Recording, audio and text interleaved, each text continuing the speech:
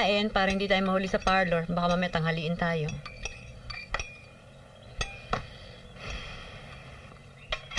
Tingin niyo magpapakita pa sa akin si Vinny? Oo, nagpapalipas lang yon. Anak, saan mo man tignan, hindi tama yung pinagkakailangan mo tunay mong pagkatao. Kaya dapat tanggapin mo kung ano magiging consequences.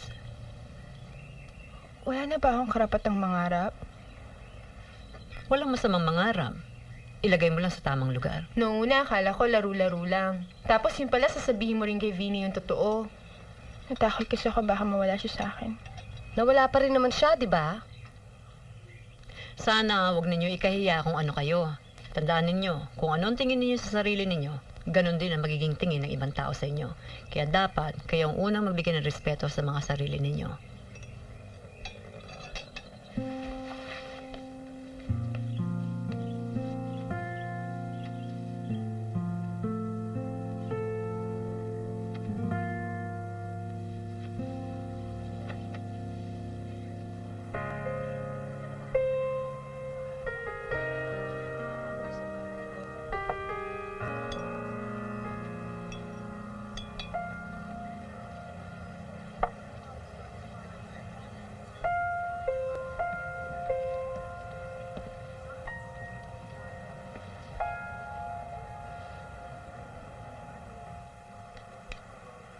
Anton, what's wrong with us?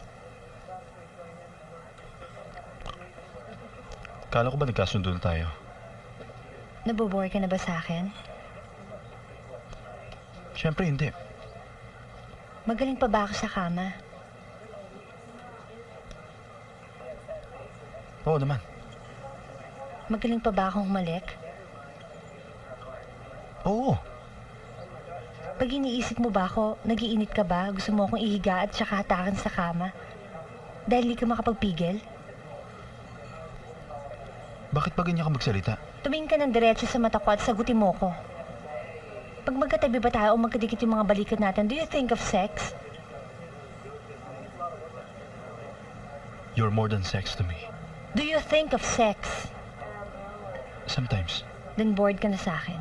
Hindi. Siguro once in a while kailangan natin ng wild sex. Baka kasi nagbago na kiliti mo sa katawan mo, kailangan ko nang hulihin. My wet lips on your nipples may not be exciting anymore. My tongue searching your body while my hand gropes may not be thrilling enough. Ano bang gusto mong gawin ko para makuha ko yung buo mong atensyon? Hindi yan ang kailangan ko sa'yo. Bakit? Dahil nakukuha mo sa iba? You haven't stopped womanizing, Anton. At huwag ka magsisinungaling sa akin dahil naiinsulto galing ko. Handa akong maging mas magaling sa kama. Handa ka bang tumigil sa pambababae mo? Raya. Para sa'yo, it's all about sex, Anton. It's all about sex.